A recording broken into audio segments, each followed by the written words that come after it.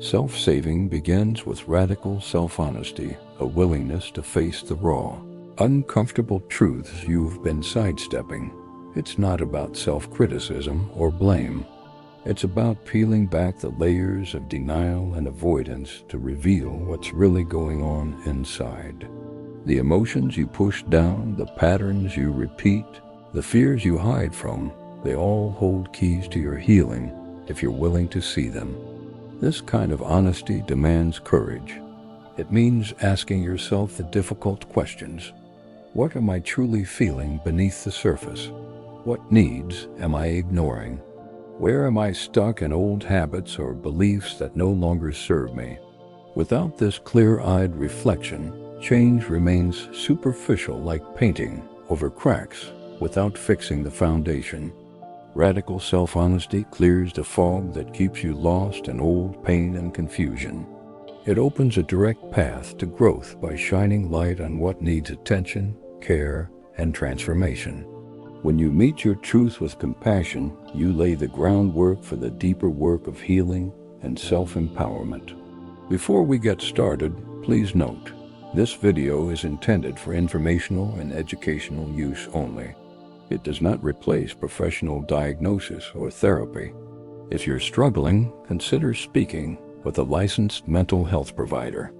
It's a deeply ingrained belief that someone else, whether it's a partner, friend, family member, therapist, or even a spiritual teacher, holds the key to solving your pain and fixing your problems. This mindset can feel comforting at first because it shifts the burden away from you. But in reality, it puts your healing on pause, making you wait endlessly for a rescue that may never come. When you rely on external sources for salvation, you hand over your personal power. Instead of being the active agent in your own life, you become a passive recipient, dependent on outside forces that might or might not show up. This dependence creates frustration, disappointment, and a growing sense of helplessness as time passes without the change you crave. The truth is, no one else can do the internal work for you. No matter how skilled or caring, no therapist, friend, or coach can fully enter your mind and heart to unearth the patterns, fears, and wounds that only you can face. Waiting for someone else to fix your pain is like waiting for a stranger to rebuild your house. It just won't happen. This myth also fosters a subtle form of self-denial. It's easier to believe you're waiting for rescue than to admit that the hard, messy work of healing is yours alone to do. It masks the responsibility that personal growth requires. But the more you avoid owning this responsibility, the more stuck you become in cycles of avoidance, blame, and despair. Reclaiming your power means understanding that healing, growth, and peace are inside jobs. It's a radical shift from waiting for change to creating change, from dependence to autonomy, from victimhood to agency. This shift isn't about harsh self-judgment, but about stepping into the role of your own healer, advocate, and protector. Real empowerment grows from embracing this uncomfortable truth. It demands courage to stop looking outward for answers and start turning inward. You become the one who sets boundaries, makes difficult decisions, and holds the space for your own transformation, even when it feels overwhelming or lonely. This doesn't mean you reject support or connection. On the contrary, healing thrives in relationships. But these relationships work best when you show up as a whole, responsible adult, not as someone hoping to be fixed. The difference lies in active participation versus passive waiting. Letting go of the myth of external rescue is liberating. It clears the fog of false hope and puts you back in the driver's seat. You realize that the power to change your story has always been with you. It just needed your willingness to claim it. Before any meaningful change can occur, you must confront the truth inside you, no matter how uncomfortable or painful it feels. Radical self-honesty isn't about beating yourself up or spiraling into shame. It's about facing your emotions, habits, and life circumstances with clear, unbiased awareness. This kind of honesty requires a brutal but compassionate examination of the places you've been avoiding. What are the emotions you refuse to acknowledge? Which patterns do you keep repeating despite their harm? What stories about yourself are keeping you trapped in old wounds? Without this clarity, healing remains stalled beneath the surface. Radical self-honesty asks you to ask hard questions. What am I really feeling when I say I'm okay? Where do I keep pretending or distracting myself? What do I need but am afraid to admit? These questions might stir discomfort, but they also open a portal toward freedom because they replace denial with awareness. This process can feel destabilizing.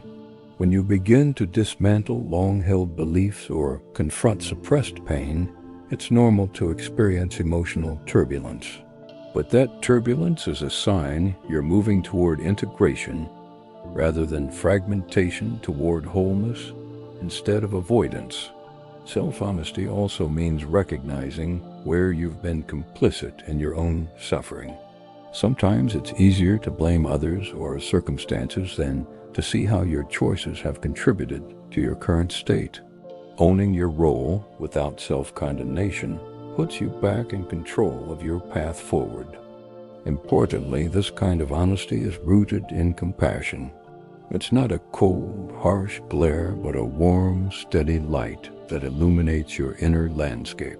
Compassion prevents you from getting lost in self-judgment and helps you hold your pain with kindness, which is essential for true healing.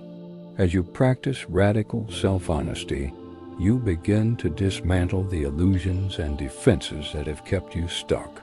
This clarity empowers you to make conscious choices, whether it's setting healthier boundaries, seeking support, or changing destructive habits, because you now see them for what they are.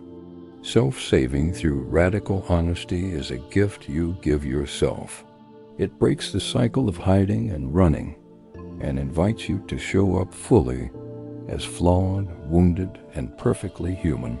This presence is the foundation from which healing, resilience, and growth naturally emerge.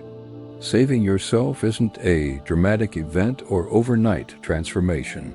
It's a steady, often slow process made up of countless small decisions you make daily. These choices aren't always glamorous or noticeable, but they're the foundation of lasting change. Real empowerment grows quietly in these micro moments of care and courage. One of the most powerful acts you can do is setting boundaries.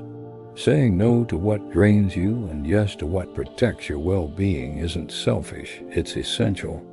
Boundaries teach your nervous system that your needs matter and create the container where healing can safely unfold. Asking for help is another small but radical act. It breaks the myth that you must do everything alone. Reaching out requires vulnerability and trust, which strengthen your capacity to connect and heal. It also reminds you that self-saving doesn't mean isolation. It means choosing support that honors your journey. Practicing self-compassion daily rewires your inner dialogue. Instead of harsh criticism or perfectionism, you learn to speak to yourself with kindness and understanding. This softens internal tension and fosters a safer internal environment, which the nervous system craves for regulation and growth. Learning emotional regulation skills like mindful breathing, grounding, or noticing sensations without judgment is equally important. These small tools help you interrupt cycles of overwhelm and calm your nervous system in real time. Each moment you choose regulation over reactivity, you build resilience. None of these steps erase your pain immediately, but each one chips away at old survival patterns. The consistency of these actions rewires your brain and body to expect safety instead of threat. This biological rewiring is the invisible work that empowers you from the inside out. Empowerment is a muscle, and like any muscle, it grows stronger through use. The more often you choose small acts of care and courage, the easier they become.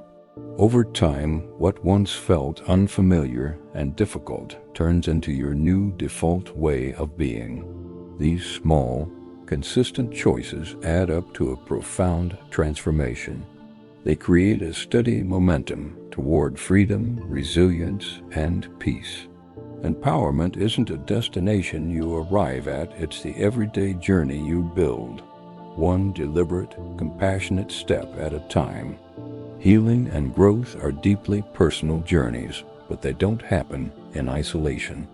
While no one else can do the internal work for you, leaning on support systems is not just helpful, it's necessary.